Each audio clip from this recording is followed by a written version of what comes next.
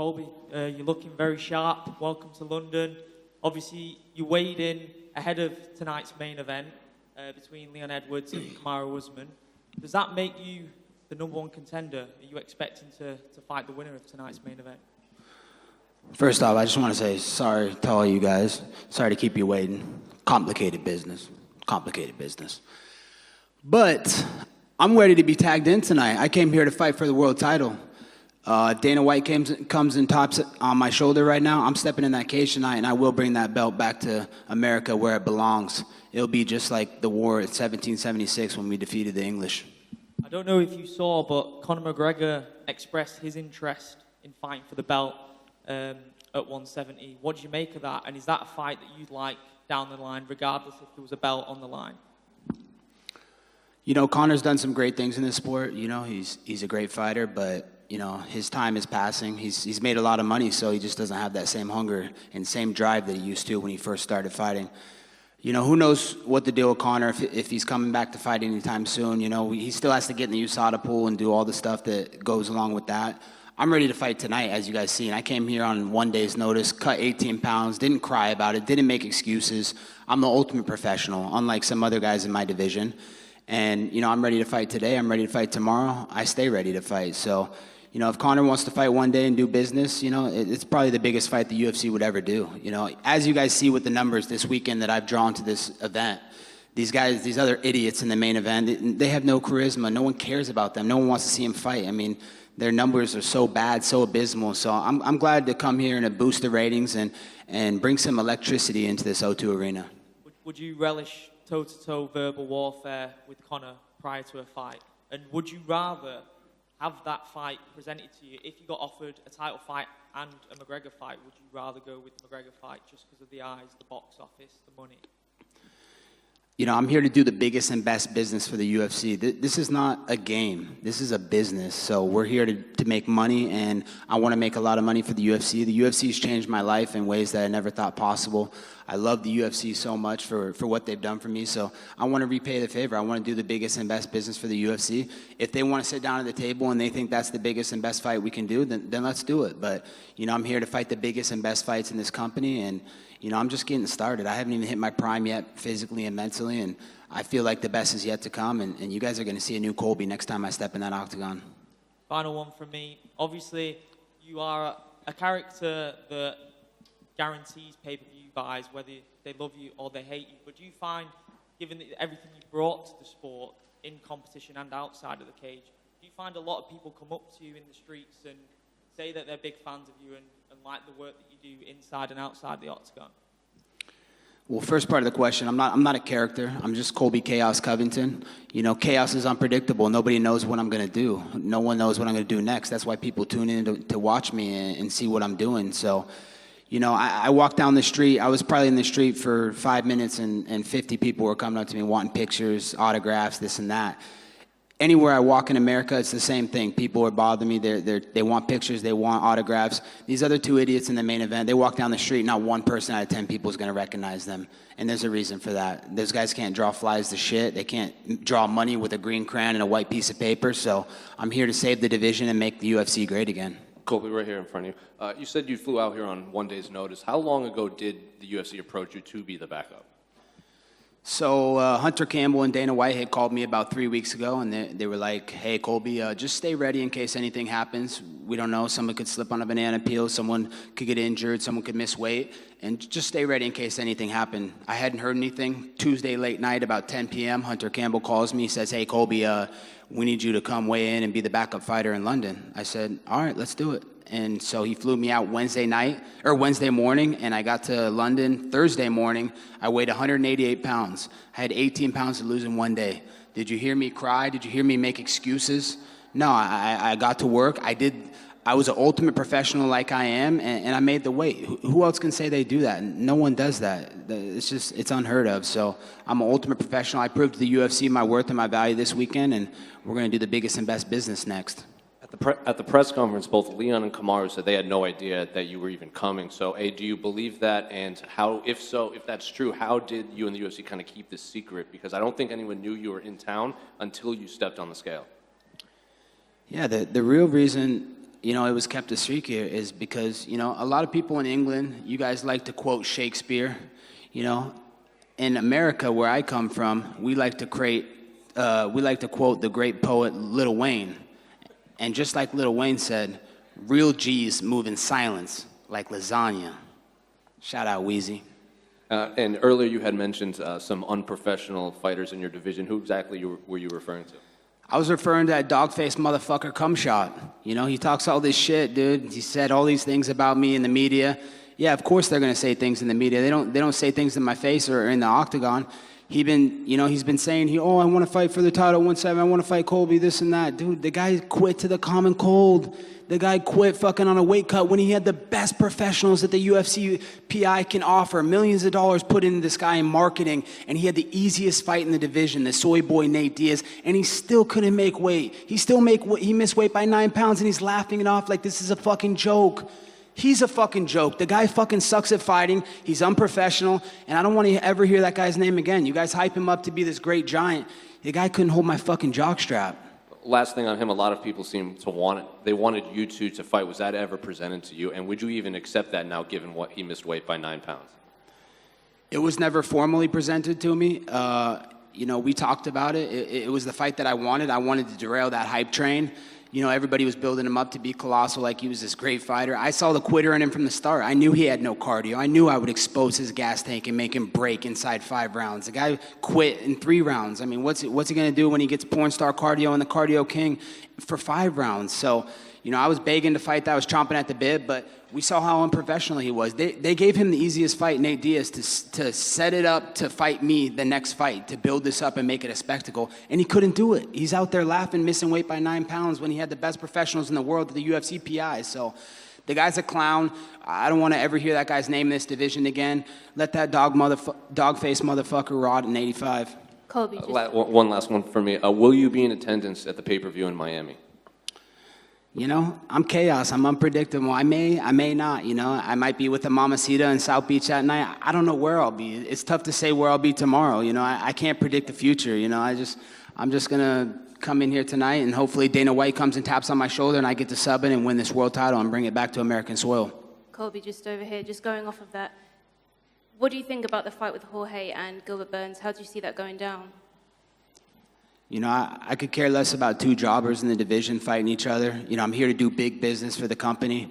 You know, I came out to London to put some sizzle on this event. You know, there was no charisma. No one was talking about this event. Like, I had my buddy, you know, from the Miami Beach Police Department, and he was talking about how all the guys love fighting at the department, and they're like, hey, who's fighting this weekend? What's going on? Who's the fight? Like, these guys are avid fight fan lovers, and they had no idea there was even a fight this weekend. That's how irrelevant these guys are. And you guys saw that with my numbers yesterday at my weigh-ins. I did more numbers and more clickbait for all you guys than anybody else would have ever done, and it's not even close. So, you know, I don't care about anybody else in my division. I just want to fight the biggest and best fights. I want to fight for the title, and I'm the best fighter this division's ever seen. And of course, I know you said you wanted to step in tonight, but obviously if that doesn't happen, do you have a time frame that you want to get back in there? I'm ready to fight tonight. I'm ready to fight tomorrow. I'll be ready to fight next week. As you saw, UFC flew me out here on 1 day's notice, and I was ready to fight either one of these guys in the main event. Actually, I'd rather fight both of them in the main event at the same time. That's how serious I am right now. I'm finally in my physical and mental prime. I feel better than I've ever felt, and I'm ready to go. I was ready to fight these guys on a moment's notice. I'm ready to step in that octagon right now. I got my mouth guard and my cup in the back. So I'm ready to go right away. Whenever UFC and Hunter and Dana and we sit down and we decide what the biggest and best business for this company is, then we'll come back and fight. Sorry, just last one. And of course, you've obviously been matched up. You've fought Usman before, but you haven't fought Leon before. You know, if Leon was to retain the title, how do you see that fight for yourself? I see it looking a lot like 1776, and I see him going home in a pine coffin. Colby, just in front of you here. Of course, you know, you've been away from the game for a while. How much are you enjoying being on stage, doing this kind of thing right now? Being at the weigh and seeing the numbers coming in the other day?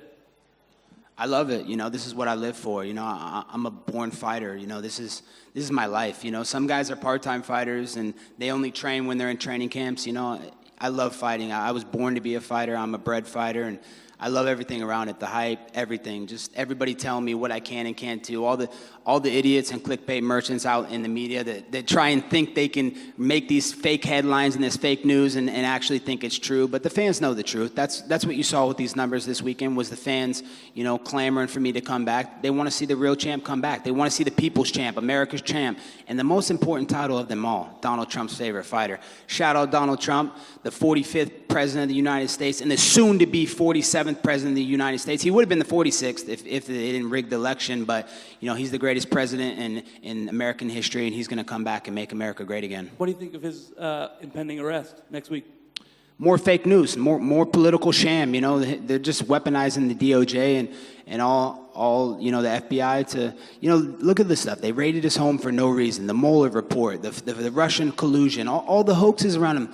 All they constantly do is make up fake news about him. They don't have anything on him. This is just because they're afraid of him, and they know he's coming back and he's going to be the president in 2024, and they're just trying to stick something to him, but they got nothing.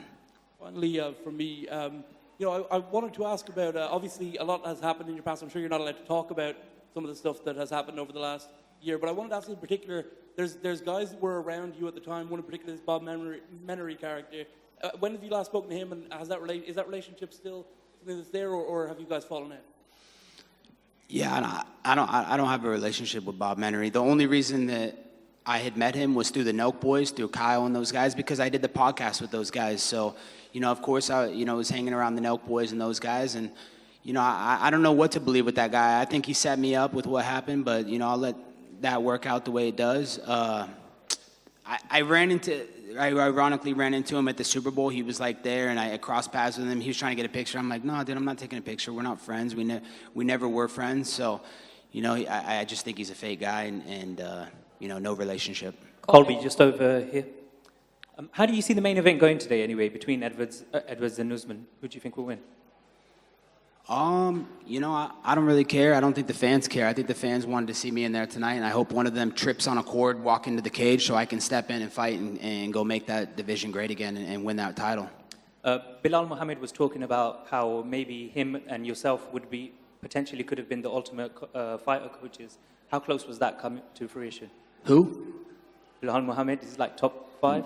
Never heard of him, man. That's interesting, dude. He's never heard of him. I don't.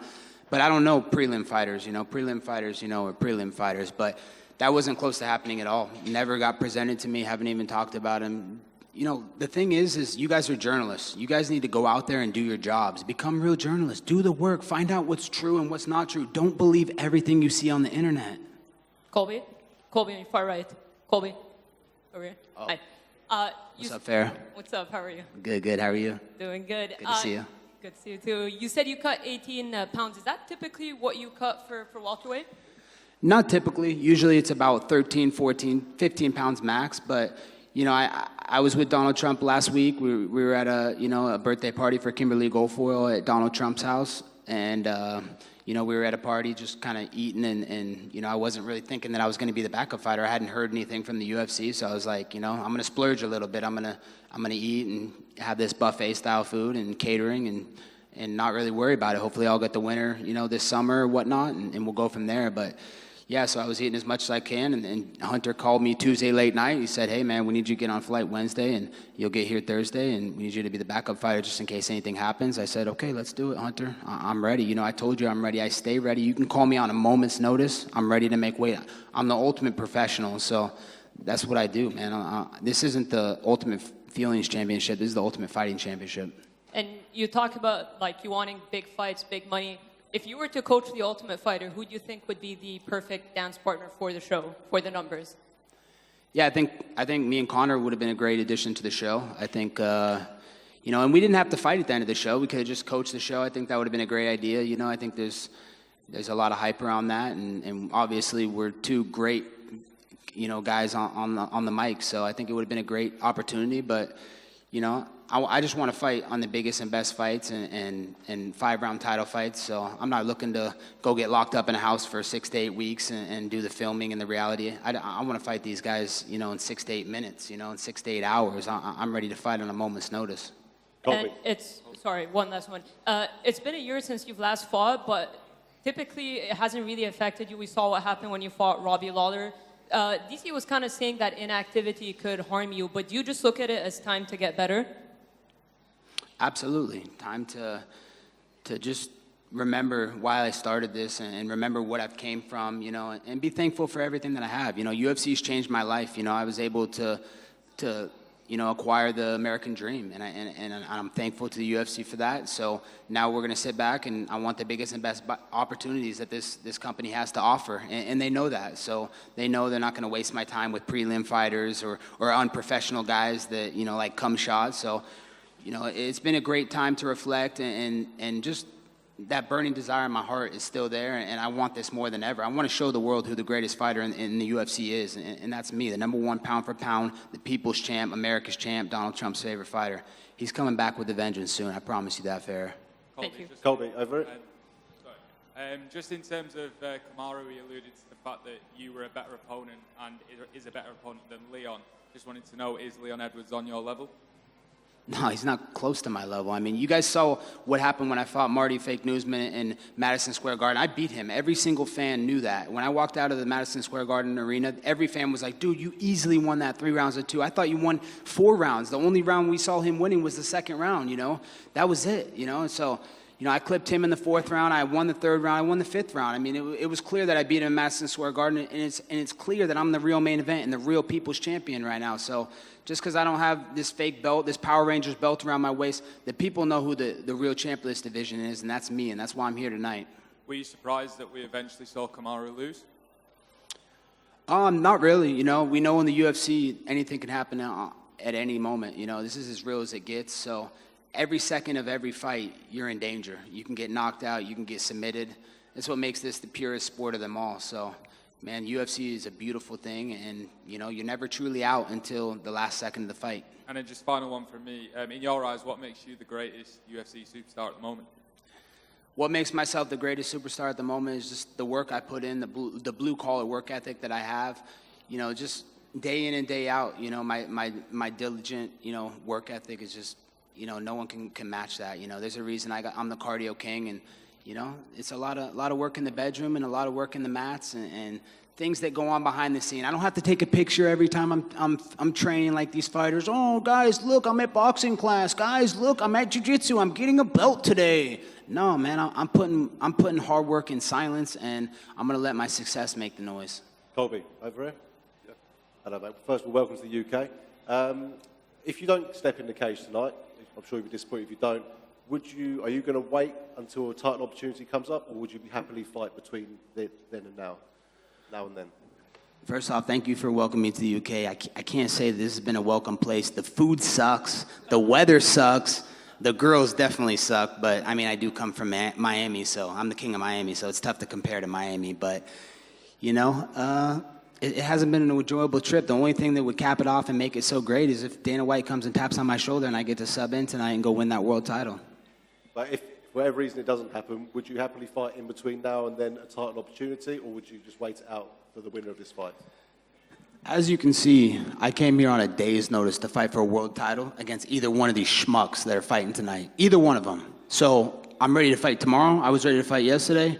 I'll be ready to fight whenever. I mean, it's up to the UFC. You know, this is not a game. This is a business. We're here to make money. We're here to draw money and make this company business money. So whenever they want to, whenever we can come up with the biggest and best fight that makes sense for this business, then we'll come back and I'll come out and play, and I'll put money in all your guys' bank accounts, because you guys used to love my name for the clickbait so you guys can put money in your bank accounts.